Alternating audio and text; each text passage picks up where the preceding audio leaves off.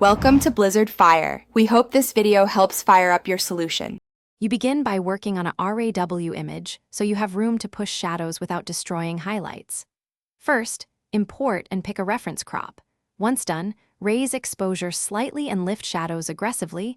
Try +40 to +60, while pulling highlights down to protect bright areas. Make sure profile corrections is on and choose a neutral profile.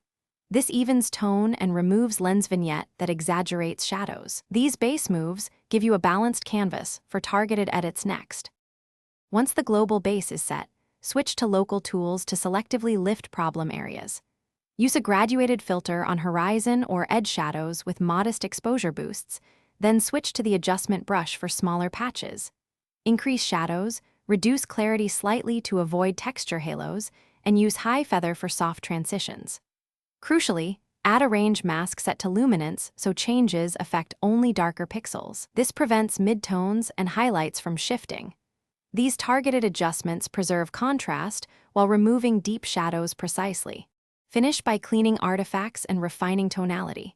Zoom to 100% and use spot heal or clone to remove dark noise or unwanted patches created by lifting shadows. Clone when texture is complex. Then apply light global tweaks. Nudge whites up, add small contrast, and apply moderate sharpening and noise reduction balance.